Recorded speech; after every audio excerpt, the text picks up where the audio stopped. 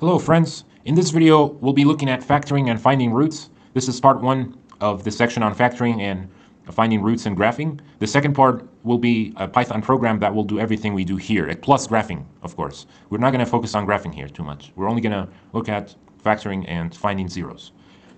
Alright, so with that said, let's get into it. So we are asked to factor and find roots of each of these quadratic functions. We are going to focus on quadratic functions here. Our program, we will check third degree and higher degree, or even linear, which is first degree polynomials. But here, the main focus of today is going to be quadratics. So in the way I factor quadratic functions, such as this one here, this is a classic example that you may see in a high school class or a math class or something, I'm going to show you right now.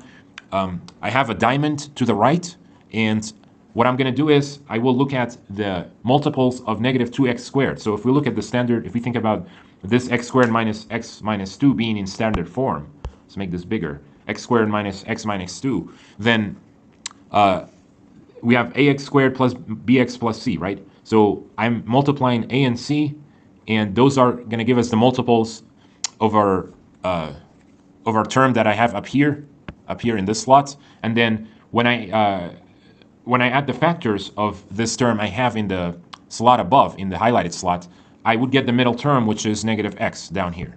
So when I add the terms of, in this case, negative ac squared, then I would get the middle term of negative x. So what I'm going to do is I'm going to multiply those two terms and put it in the slot up here. So I get negative 2x squared. Let's make this a different color. Negative 2x squared. So that's multiplying negative 2 and x squared. And then the middle term we said is negative x. That's the easy part, right? We don't have to do anything. You can just copy that there. So now that I have this, let's go to the right side and look at all the factors of negative 2 that would give us negative 1.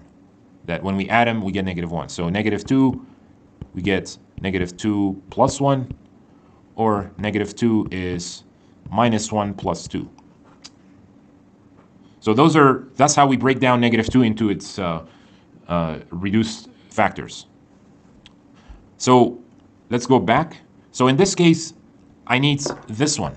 In this case, this is the terms that will help me determine this quadratic function, because if I go back here, my middle term is negative x. So the terms that when I add them, the factors of negative 2 that when I add them I get negative x are negative 2x, and plus x. So that's how I fill out my diamond. This took me a while to explain, but hopefully you understand it. Or if you have another method, that's fine. I've seen videos, in other videos, people, they just do a trial and error. You just come to here, we have x. This is fine, but when it gets tedious, in a next example we'll look at, this trial and error, this game is going to be a little more difficult in my opinion. So this is the method, in my opinion, the method I am going to show is a better method. So now let's come over here and use what we have in our diamond here. So x squared will stay as it is. So, and it matters where we put this negative 2x and plus x, because our next step will be factoring. So I'm going to have x squared plus x minus 2x minus 2 equals 0. And the reason the order matters is because now I can factor an x out of the first term of this term here. Let's erase that. So this is, when I factor an x out, I get x plus 1 minus 2. I can factor a 2 out of this guy here. Or, sorry, it should be this one, this whole thing. So when I do that, I factor a negative 2 out, I am left with x plus 1. This, of course, equals 0. So now I can factor an x plus 1. Think of it as this whole thing being one big, giant polynomial. So now we can factor an x plus 1 out of both terms, right? We can factor an x plus 1 out, and we get x plus 1 in parentheses, and I'm left with x minus 2. X minus 2. And this x minus 2 comes from these two things. X minus 2. Okay? So that's how we factor quadratic functions. polynomials. So now let's look at the roots. We're going to have roots. So using the zero product property, we have x plus 1 equals 0, x plus 1 equals 0, or x minus 2 equals 0. So this means x equals negative 1, x equals 2. Those are the two roots of the function x squared minus x minus 2 equals 0. All right, so that's how we do the first example. All right, so now let's look at our second example. In this example, we're asked to factor 4x squared plus 4x minus 15 equals 0, and later on we'll find the roots. So what I'm going to do is I'm going to solve my diamond to the right, and we're going to do exactly what we did in the first example. We're going to fill in our diamond and factor if we can.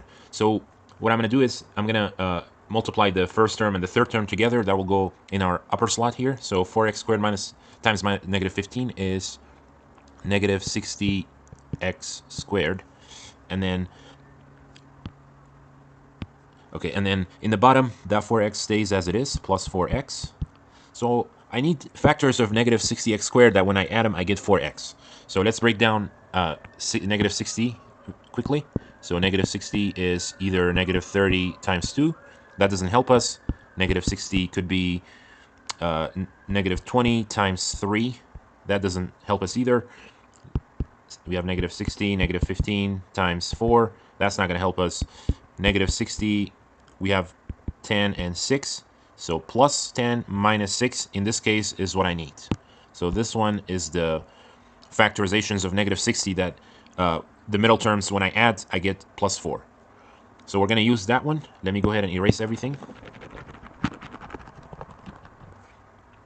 So let's go fill it. Let's fill in our diamond, the rest of our diamond here. So we have plus 10x minus 6x. That'll give us the 4x middle term that we need. Okay, so let's go back to our problem. So we're going to write 4x squared.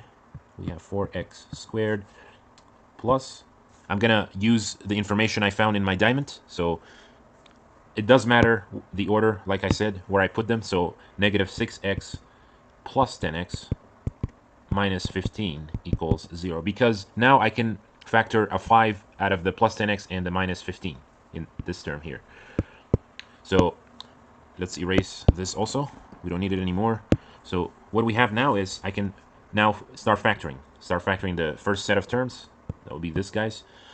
I'm going to factor those. So I get, so let's factor a 2x out of these two first terms. So I'm left with x minus 3, and then let's factor a 5 out of the second term, 5 out of this set here.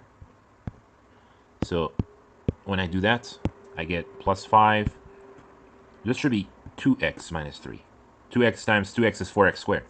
So 5, and then I'm left with 2x minus 3. This equals 0. All right, so just like before, we can treat this as a very large polynomial and start factoring like we did in the first problem. So when we do that, we can factor the 2x minus 3 in parentheses. That is always going to factor, because as long as these problems factor, we know they factor, these will be the same. That way we can factor them out. So let's factor at 2x minus 3 like this. We are left with 2x plus 5, and we set that equal to 0. So 2x plus 5 came from these two added together. All right. So that is the factorization of 4x squared plus 4x minus 15. So we made some quick work of that. So let's find the roots. All right. So we have, by the zero product property, we have 2x minus 3 equals 0, or 2x plus 5 equals 0. This means 2x equals 3x equals 3/2. Here means 2x plus 5, 2x equals negative 5. X equals, divide by the 2 on both sides, I get x is negative 5 over 2. So those are the two roots for the given function, and we also did the factor, and that's how we do the second example. Okay, so in example 3, this one is a different example. We're going to look at it and make some, verify some things about it. So we have x squared plus x plus 1 equals 0. So let's see if we can solve our diamond here. Use our diamond, see if we can factor this polynomial. So I am looking for multiples of 1, or x squared in this case, or just 1. That when I add them, I get 1. So 1 is 1 and 1. 1 is negative 1, negative 1. So when I add negative 1, I get negative 2, negative 1 plus negative 1. And when I add 1 plus 1, I get 2. So notice that there is no way for us to come up with that middle term of 1. So the factors of 1, when I add them, I get either negative 2 or positive 2. So therefore, this means that the diamond doesn't even work for us. We can't apply it. We can't apply to do our factoring. So therefore means that, therefore function cannot be factored. So if we cannot fill out our diamond, if there is no way to get factors of our C term, that would, when I add them, I get the middle term, the B coefficient, then that means the function cannot be factored. It's a prime or irreducible polynomial. But it still has zeros. Just because we cannot factor it does not mean it doesn't have zeros. So to do that, let's use the quadratic formula here. So quadratic formula says x equals negative b plus or minus square root of b squared minus 4ac all over 2a. So in this case, ABC, our a is a equals 1, b equals 1, c equals 1.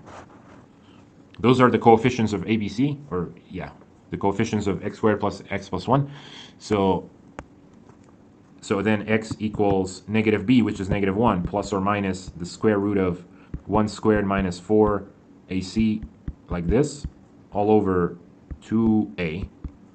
So this equals x equals negative 1. Let's compute the discriminant. Plus or minus 1 squared minus 4 is minus 3 over 2.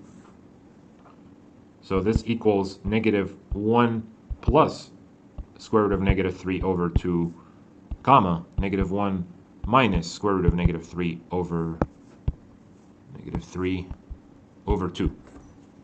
So notice that these roots are not real roots. These are imaginary roots because our discriminant is a negative number. And we cannot take a square root of a negative number. What we can do is we can take the complex roots of this. So this equals negative 1. The square root of negative 3 is 3i. Plus square root of 3i over 2, comma, negative 1 minus square root of 3 times I over 2. Those are the two roots that we have, that we get. All right, well, this is how we factor and find roots.